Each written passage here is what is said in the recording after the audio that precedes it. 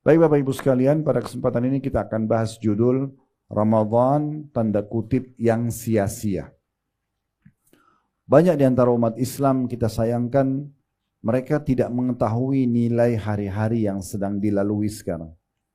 Bapak Ibu sekalian, kalau seandainya ada orang meninggal sekarang, orang yang sudah mati, dihidupkan kembali lalu diberikan pilihan dari 365 hari dalam satu tahun. Kira-kira kalau dia diberikan kesempatan hidup satu hari saja, yang mana dia akan pilih? Kata ulama, pastikan mereka akan pilih satu hari dari Ramadan. Karena Ramadan ini bulan yang sangat mulia. Bulan yang sangat mulia. Allah subhanahu wa ta'ala mengkhususkan dari kalangan malaikat Jibril, Mikail dan Israfil. Jibril pemimpin para malaikat, Mikail wakilnya, Israfil penutup sangkakala. Ini para pemimpin-pemimpin atau pembesarnya malaikat. Dari sekian miliar jumlah malaikat, Allah memilih dari kalangan manusia miliaran jumlahnya.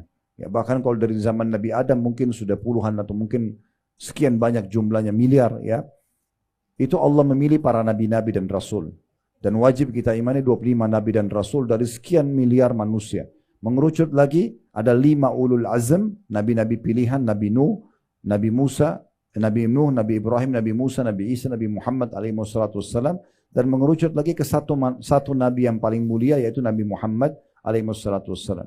Allah muliakan tempat ada Mekah sama Madinah dibandingkan tempat-tempat lain. Solat di sana pahalanya lebih besar, ibadah di sana pahala lebih besar.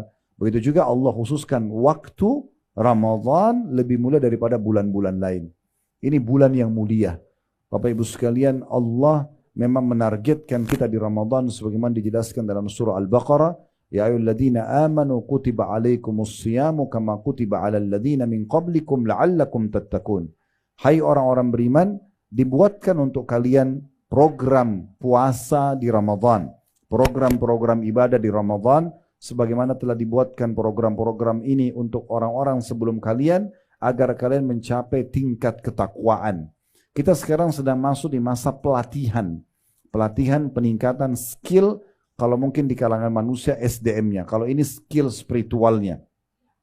Bagaimana keimanan kita, ketakwaan kita kepada Allah atau kepatuhan kita pada Allah makin meningkat. Seluruh dunia, ya, kita kemanapun di muka bumi di hari-hari sekarang, kita akan temukan umat Islam akan sama. Umumnya, mereka siang hari puasa, mereka malam hari tarawih. Kalau kita masuk masjid, mereka lumba-lumba baca Quran. Pada saat buka puasa, orang berlumba-lumba memberikan kue, memberikan makanan, mengejar pahala. Bahkan di kota Madinah, Bapak Ibu sekalian, saya belum pernah menemukan ada cara mengajak orang buka puasa seperti mereka. Waktu tahun 1990 awal kami menginjakkan kaki di kota Madinah, waktu itu saya masih SMA, saya awal sekali hari pertama Ramadan terkejut gitu. Saya mengajak teman-teman dulu, ayo kita sama-sama ke Masjid Nabawi, yuk kita buka puasa di sana. Dari kejauhan di pelataran Masjid Nabawi dan ternyata sampai hari ini masih sama. Saya terakhir juga, alhamdulillah setiap Ramadan saya bimbing umrah melalui travel yang Allah amanahkan Uhud Tour ini. Masih sama metodenya. Jadi saya lihat waktu itu pertama kali ada orang banyak tapi mereka membelakangi masjid Bapak Ibu sekalian. Jadi menghadap ke orang-orang yang datang. Waktu itu saya melihat mereka tuh berdiri seperti berbaris dan seperti menunggu orang. Tapi jumlahnya banyak sekali. Dan kami pada saat mau lewat, kami tidak diizinkan lewat begitu saja. Saya tahu ternyata mereka ini siapa atau apa tujuannya mereka seperti itu setelah saya lewat di dekat mereka lalu saya dipegang. Karena ini semuanya laki-laki, di saf perempuan juga perempuan yang lakukan. Ini laki-laki semuanya, maka tiba-tiba saya dipeluk oleh salah satu dari mereka dan yang lain juga teman saya pada dipelukin, lalu mereka bisikin di telinga kami, tolong ya buka puasa di tempat saya. Jadi kita dirayu supaya mau buka puasa di tempat dia agar dia dapat pahalanya. Kalau kita bilang iya, tangan kita dipegang dibawa sampai ke sufrah mereka. Sufrah itu kayak semacam plastik panjang yang dibuka. Di situ sudah ada yogurt, ada buah-buahan, ada teh, ada kopi, ada kurma segala macam. Lalu dia rayu kita, di sini ya, jangan pindah ke situ ya, karena di depan itu ada juga sufrahnya orang lain. Saking maunya kita diraih pahala kita. Sampai dia bilang juga, kamu udah tahu tempat saya, besok kesini lagi ya, buka puasanya. Begitu terus mereka berebut untuk meraih pahala. Nah ini kenapa? Karena orang-orang ini faham tentang makna bulan ini. Sayang sekali kalau kita tidak mengetahui keutamaan bulan ini Bapak Ibu sekalian. Berapa banyak orang yang bersama kita Ramadan lalu sudah tidak ada sekarang. Allahu alam kita ke depannya. Toh semuanya juga akan meninggal dunia. Maka mumpung ada kesempatan jangan disia-siakan. Saya ingin berbagi sebuah poin penting.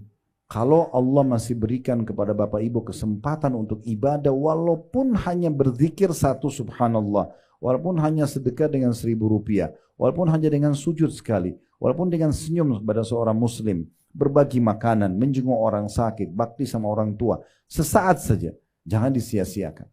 Karena itu sudah cukup untuk menambah timbangan amal kita hari kiamat. Pernah di masa Nabi Muhammad SAW, Bu dan Bapak sekalian, ada 2 orang bersahabat dekat dan umurnya hampir sama. Mungkin di sini juga cukup banyak mungkin yang bersahabat. Ya, dia 2 orang ini bersahabat dekat, tapi subhanallah yang satu meninggal mati syahid di medan perang. Kemudian sepekan setelah itu meninggal temannya yang sahabatnya ini, tapi bukan mati syahid, bukan di medan perang. Mati di atas ranjang, mati biasa, ajalnya datang. Waktu Nabi Muhammad SAW mensolati jenazah yang kedua, yang bukan mati syahid, Nabi SAW bertanya kepada orang-orang yang ikut sholat di situ. Kira-kira menurut kalian bagaimana kedudukannya orang ini? Maka orang-orang yang hadir di situ mengatakan semoga saja dia bisa mencapai dan meraih derajat temannya yang mati syahid pekan lalu. Karena di mata para sahabat orang yang mati syahid lebih tinggi derajatnya. Maka kata Nabi SAW, demi zat yang jiwaku dalam genggamnya, maksudnya demi Allah, sesungguhnya orang yang baru kita sholatin ini lebih tinggi derajatnya dari temannya yang meninggal pekan lalu mati syahid, jaraknya antara langit sama bumi. Karena dia sempat beribadah seminggu yang temannya mati syahid tidak sempat lakukan. Apa maksudnya? Setiap ada kesempatan beribadah jangan disia-siakan. Apalagi bulan Ramadan, ini luar biasa. Nabi SAW kalau setiap tiba Ramadan menjelaskan kepada para sahabat, Qad atakum syahrul Ramadan syahrun mubarak. Telah datang kepada kalian bulan Ramadan, bulan yang penuh dengan keberkahan. Semuanya berkah. Waktu terasa berkah panjang, makanan terasa cukup, minuman terasa cukup, keimanan terasa maksimal. Ya. Jadi kita mau mengerjakan perintah, kita mau meninggalkan larangan, keberkahan luar biasa. Iftaradallahu alaikum siyamah. Allah telah perintahkan kalian untuk berpuasa di situ. Semua yang sudah balik muslim dari suku manapun di muka bumi wajib untuk puasa. Dia cuma bisa meninggalkan kalau punya udzur syar'i saja. Seperti wanita haid, orang musafir, orang yang sakit tapi diganti di hari lain. Kecuali juga orang yang pikun, yang sudah tidak bisa lagi puasa, atau orang yang punya penyakit kronis tidak mungkin puasa, ini diganti dengan fidyah. Tetapi ini adalah kewajiban. Lalu kata Nabi SAW, fihi tuftahu abwabul jannah. Di dalam bulan Ramadan itu dibuka semua pintu surga.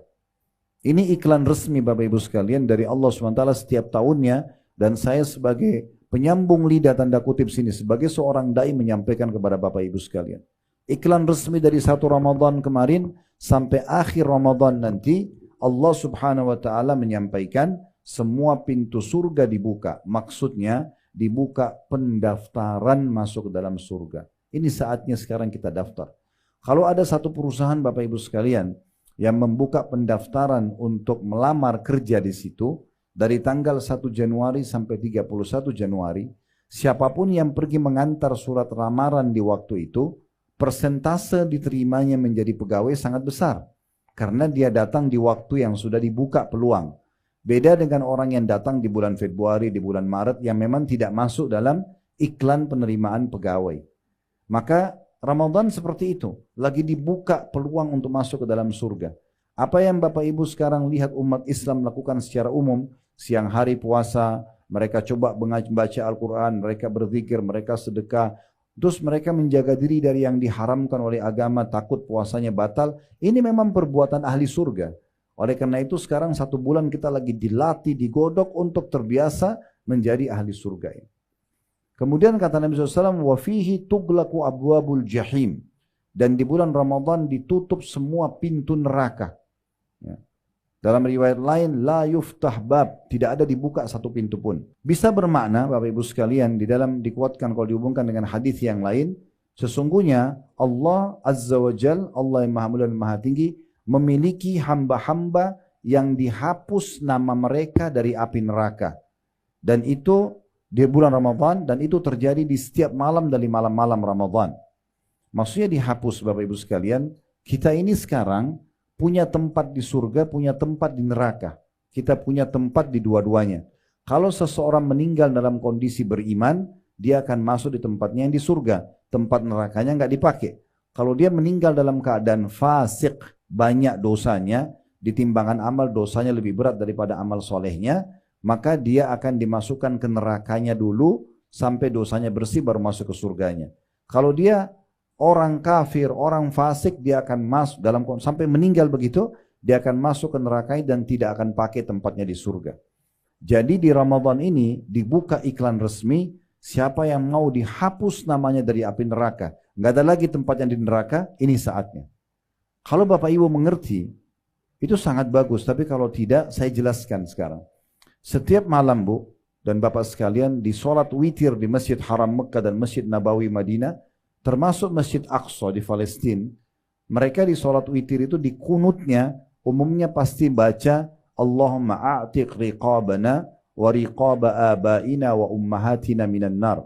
Ya Allah, selamatkanlah, hapuslah diri kami, ya, ayah kami dan ibu kami dari api neraka. Jadi bulan Ramadan terjadi, nggak terjadi di bulan-bulan lain. Ya, di bulan lain mungkin bisa saja orang diselamatkan dari api neraka, tapi kalau Ramadan setiap malam dibuka bagi yang mau dengan cara memohon kepada Allah Subhanahu wa taala.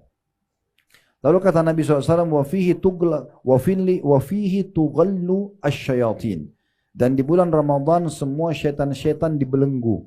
Syaitan ini yang biasa menyesatkan manusia Bapak Ibu sekalian, itu dibelenggu. Makna belenggu, tangannya dirantai, lehernya dirantai, kakinya dirantai. Dia tidak bisa menggoda kita. Dalam hadis yang lain, tidak bisa menggoda manusia seleluasa menggoda di luar Ramadan. Berarti masih menggoda, tapi tidak sekuat di luar Ramadan. Ini peluang besar. Ya, sosok syaitan yang suka menyesatkan kita agar kita terjerumus dalam dosa, itu sudah dibelenggu. Sehingga dia sangat lemah dalam godaannya. Berarti kita sangat baik dan tepat untuk memperbaiki diri dan membenahi diri. Kalau kita rasionalkan, kita dengan syaitan itu sedang ada di garis start untuk lomba lari, maka syaitannya atau rival kita ini sedang dibelenggu, diikat. Ibu dan bapak jalan saja sudah tetap menang, karena dia lagi diikat. Oleh karena itu bulan Ramadan ini, kalau saya sering bahasakan di ceramah supaya mudah difahami, pasti tiba Idul Fitri nanti. Semoga Allah panjangkan umur kita sampai ke sana dan diberikan Ramadan-Ramadan yang banyak ke depan insyaAllah. Semuanya dengan kesempurnaan amal soleh dan iman. Maka berarti kita jaraknya dengan musuh kita 1 bulan Bapak Ibu sekalian. Sayangnya banyak orang begitu tiba Idul Fitri, lisannya bilang Alhamdulillah. Bukan Alhamdulillah karena siap menjalankan ya, pelatihan, ilmu pelatihan Ramadan. Tetapi mereka mengatakan Alhamdulillah seakan-akan kena lepas dari belenggu ibadah. Ya, penjara ibadah. Alhamdulillah tidak lagi puasa, tidak lagi sholat malam, tidak lagi baca Quran, tidak lagi tutup aurat. Ya, saya sudah boleh buat dosa. Ini seperti orang yang sudah sampai di garis start, tinggal beberapa langkah saja dia masuk ke surga. Syaitan sudah jauh 1 bulan jaraknya, tapi dia menunggu di garis start, syaitannya datang mendekat kemudian menguasai dia kembali. Ini sangat sayang sekali. Lalu kata Nabi SAW penutupan hadisnya, fihi lailatun khairum min alfi syahr. Di dalamnya ada malam lebih baik daripada 1000 bulan. Tidak asing malam Lailatul Qadar, malam kemuliaan namanya. Tapi malam ini hanya ada di Ramadan. Dan kata Nabi SAW, taharraw Lailatul Qadar fi ashr awakhir min Ramadan. Kejar Lailatul Qadar itu di malam-malam ganjil di 10 terakhir Ramadan. Malam 21, malam 23, 25, 27, 29. Tapi teman-teman sekalian, saudaraku seiman, yang Allah nanti kasih taufiknya, Allah kasih kemudahan dia untuk bisa mengamalkan dan mendapatkan Lailatul Qadar, itu orang yang dari sekarang di awal-awal Ramadan sudah merindukan, sudah berusaha. Bukan orang yang nanti aja deh, malam 27 saya anggap itu Lailatul Qadar baru saya ibadah. Ya, mungkin Allah tidak akan berikan kepada dia. Tapi Allah berikan kepada orang yang betul-betul berusaha dan niat ingin mendapatkan itu. Karena ini tidak main-main. Hanya mulai dari maghrib sampai azan subuh, ibadah apapun yang Bapak Ibu lakukan, kalau pas Lailatul Qadar, maka dilipat gandakan menjadi 1000 bulan atau 83 tahun plus 4 bulan. Ini nggak main-main. Bapak Ibu bilang subhanallah pas Lailatul Qadar. Pahalanya sama dengan mengucapkan subhanallah 1000 bulan atau 83 tahun plus 4 bulan. Sedekah 1000 rupiah sama dengan sedekah 1000 bulan. Baca Quran, jenguk orang sakit, bakti orang tua, buka puasain orang, sholat dan segala macam hal itu dilipat gandakan 1000 bulan. Ini nggak main-main. Oleh karena itu saya sarankan, ini selalu saya sampaikan di pengajian, bagi Bapak Ibu yang butuh baju lebaran segala macam dari sekarang. Jangan 10 terakhir Ramadan justru sibuk di mal dan di pasar. Itu malam-malam i'tikaf, mengikat diri di masjid. Ya. Bagaimana kita ibadah mengejar Lailatul Qadar, bukan di jalan, bukan di pasar gitu. Semua dipersiapkan dari sekarang, kalau perlu sebelum Ramadan harusnya. Gitu kan. Karena kata Nabi SAW di penutupan hadis tadi, man haruma khairaha fakat harum. Siapa yang terharamkan dari kebaikannya Ramadan, maka dia telah terharamkan dari semua kebaikan. Kalau Ramadan aja kita nggak jadi baik, nggak lebih dekat kepada Allah, lalu kapan dia mau dekat sama Allah? Kapan dia mau baik? Kalau Ramadan dia nggak taubat dan memperbaiki dirinya, lalu kapan dia akan taubat? Toh waktu akan terus berjalan. Oleh karena itu Bapak Ibu sekalian, hati-hati sekali. Jaga baik-baik hari-hari kita, detik-detik kita di Ramadan. Apa yang Bapak Ibu kerjakan ini dengan berpuasa misalnya, itu pahalanya besar sekali. Ya, asal Bapak Ibu ikutin syaratnya. Yaitu karena keimanan dan juga mengharapkan pahalanya. Karena kata Nabi SAW, man shama ramadana imanan wahtisaba, ghufira lahu ma taqaddama min dzambi. Siapa yang berpuasa Ramadan karena keimanan dan mengharapkan pahalanya, maka diampuni dosa-dosanya yang telah lalu. Dan puasa yang Bapak Ibu lakukan ini adalah ibadah yang paling besar pahalanya. Sebagaimana Nabi SAW mengatakan, ya, kullu amal ibnu Adam yudha'af. Semua amal ibadahnya Adam akan dilipat gandakan. Al-hasanatu bi'ashri amthaliha. Setiap satu pahala dilipat gandakan 10 kali lipat. Ila sab'amiyah di'fin. Sampai 700 kali lipat. Tergantung kadar keikhlasan dia. Qala Allah Ta'ala. Allah yang maha mulia dan maha tinggi berfirman. Allah Azza wa Jalla berfirman. Illa as-sawm fa innahu li wa ana ajzi bihi. Kecuali puasa, dia milikku dan aku akan balas secara langsung. Yadha'u syahwatahu wa ta'amahu min ajli. Dia meninggalkan makanan dan minumnya, juga syahwatnya, karena aku, kata Allah. Lis-sa'imi farhatan. Orang yang puasa akan dapat 2 kegembiraan. Farhatun inda fitrih. Kegembiraan pada saat buka puasa. Kayak sebentar kita mau buka puasa, setelah sekian jam kita haus, kering tenggorokan. Kemudian kita minum yang sejuk, yang dingin misalnya. Kita lapar, kita makan yang enak, yang halal. Maka itu kegembiraan pada saat kita buka puasa. Kegembiraan pertama. Kegembiraan yang kedua, wa farhatun 'inda liqa'i rabbi. Dan kegembiraan pada saat bertemu dengan Tuhannya. Wala khalufu fa'mus sha'imi 'atyabu 'inda Allah min rihil misk. Dan ketahuilah sesungguhnya bau mulutnya orang yang puasa di sisi Allah di hari kiamat nanti lebih wangi daripada bau kasturi. Orang yang sering puasa, mulutnya nanti akan mengeluarkan wangi yang lebih wangi dari kasturi. Puasa juga ini, Bapak Ibu sekalian yang sedang kita kerjakan, perisai dari api neraka. Sebagaimana sabda Nabi SAW, was-sawmu junnah. Puasa itu adalah perisai. Dalam riwayat, kajunnati ahadikum minal qital. Seperti perisai salah seorang dari kalian di medan perang. Ya, kita lihat di masa dulu orang kalau berperang ada besi bulat atau kotak, dia jadikan perisai menangkis serangan musuh. Nah, puasa seperti itu fungsinya. Salah satu fungsinya dia akan menapis atau menangkis api neraka dari kita atau menjauhkan kita dari api neraka. Juga teman-teman sekalian yang perlu digarisbawahi tentang masalah puasa itu sendiri.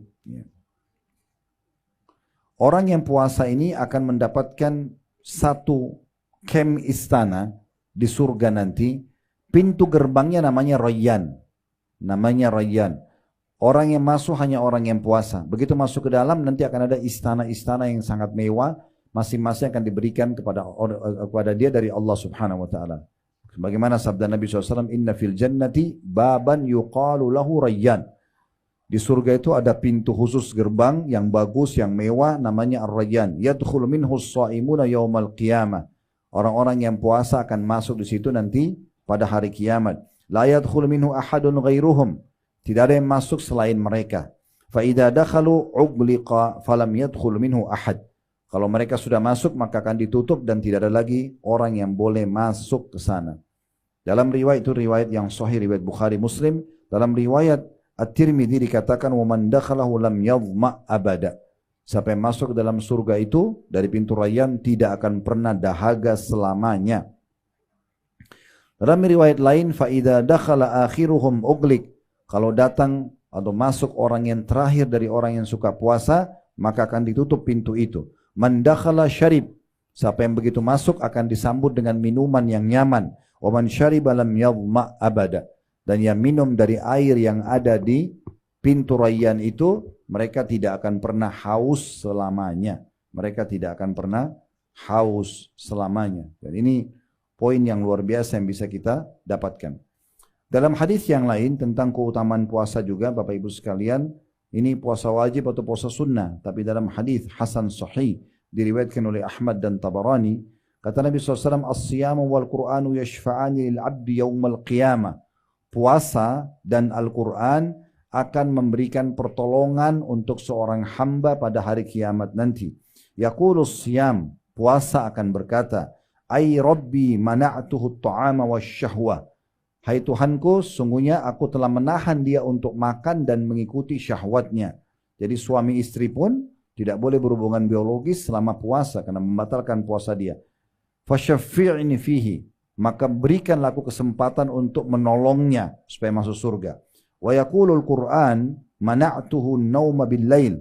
Lalu Al-Quran mengatakan sungguhnya aku telah menahan dia untuk tidur di malam hari karena membaca Al-Quran, tilawakan baik dalam sholat atau di luar sholatnya. Fasyaffi'ni fi. Maka tolong berikan aku kesempatan untuk memberinya pertolongan.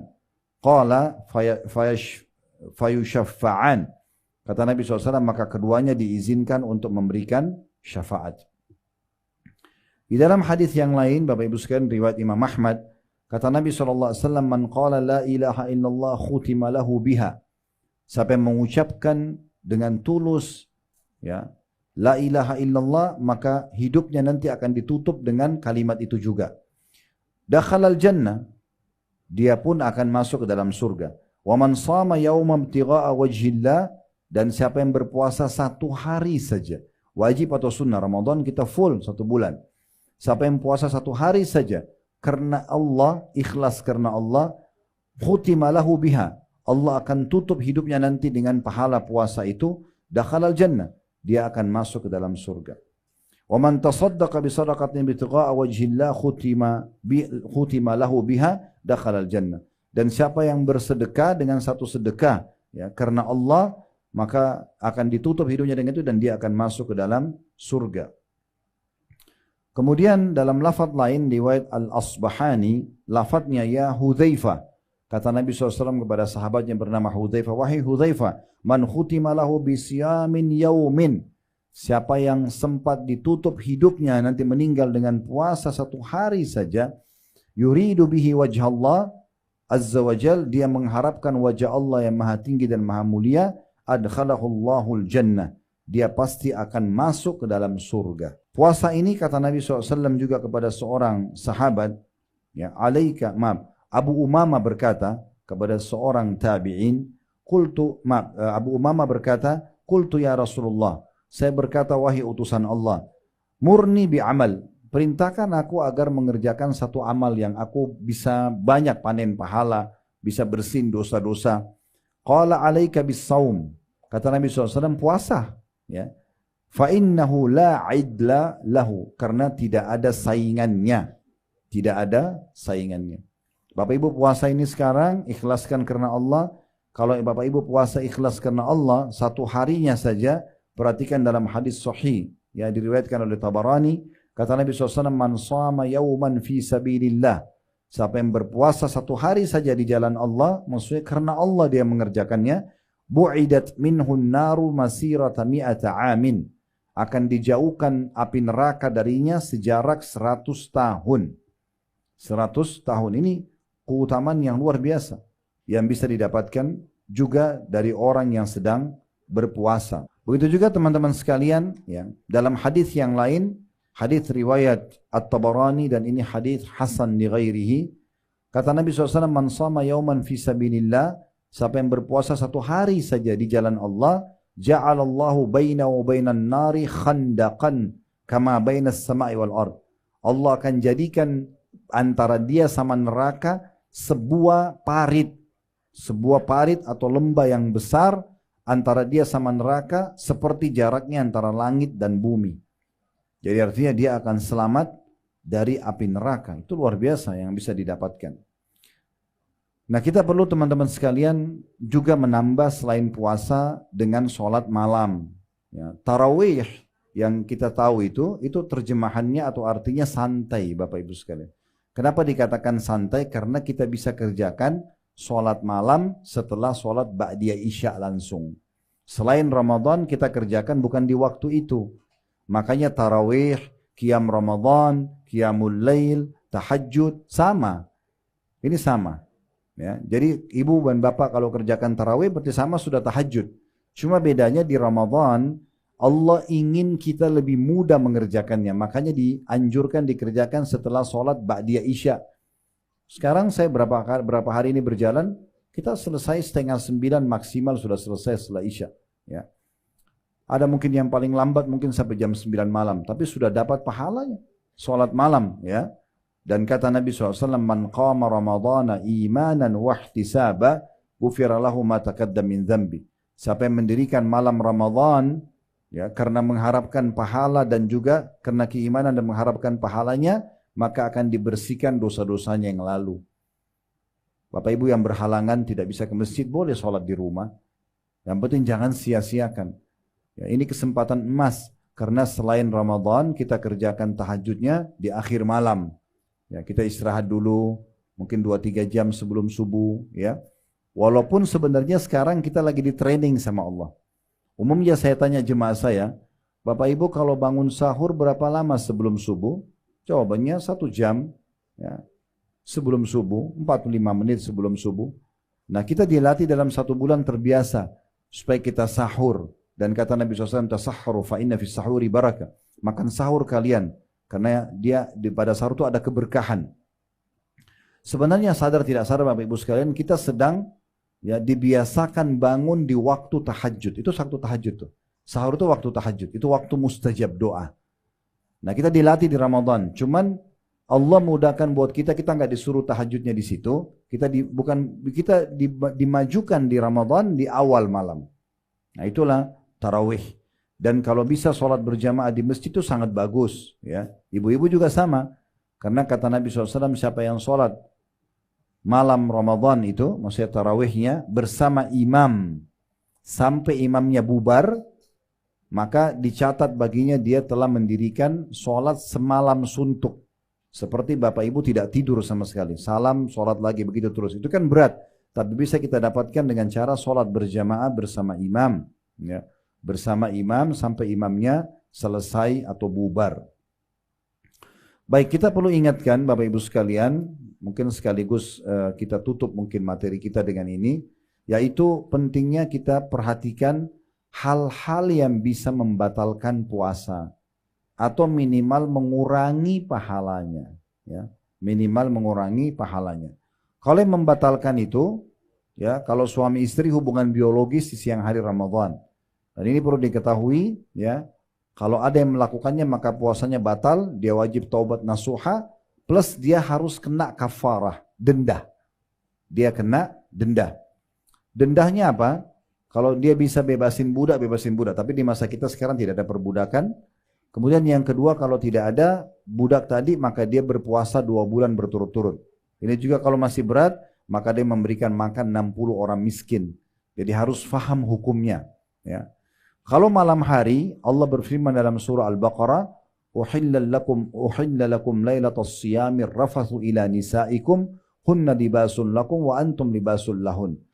Pada malam hari kata Allah Ramadan, aku menghalalkan kalian untuk menggauli istri kalian, mereka pakaian kalian dan kalian adalah pakaian buat mereka. Jadi biologis boleh dari mulai maghrib sampai subuh. Setelah itu tidak boleh lagi sampai terbenam matahari selama puasa. Yang kedua, makan dan minum secara sengaja. Ya, ini mungkin sudah kita tahu. Kalau ada yang lupa tidak sengaja, maka kata Nabi SAW, man akala aw syariba wa huwa sha'im falyutim saumahu fa innama at'amahu Allah wa saqah. Siapa yang makan dan minum sementara dia puasa dan dia lupa, ya, dia bukan sengaja, maka dia lanjutkan puasanya. Karena sesungguhnya Allah yang telah memberikan makan dan minum kepada dia. Kalau dia tidak sengaja, dia lupa, maka boleh lanjutkan puasanya. Kemudian juga, ya, yang bisa sampai pada tingkat, ya, membatalkan puasa ini kalau dirutinkan perbuatan ini, ya, yaitu seseorang berdusta. Seseorang berdusta pada saat lagi puasa. Karena kata Nabi SAW, man lam yadha qawla zuri wal amala bihi. Siapa yang tidak meninggalkan dusta dan perbuatan dusta itu sendiri. Falaysa lillahi hajatun fi an yadha ta'amahu wa syarabah. Allah tidak butuh untuk menilai lapar dan hausnya. Nah, ini bisa sia-sia puasanya. Kayak judul kita, Ramadan yang sia-sia bagi orang yang tidak tahu masalah ini. Hilang pahalanya, batal puasanya misalnya, ya. Jadi kalau dia bohong, maka bisa batal puasanya. Sama tadi hubungan biologis, batalin puasa itu kalau suami istri, apalagi kalau berzina. Itu akan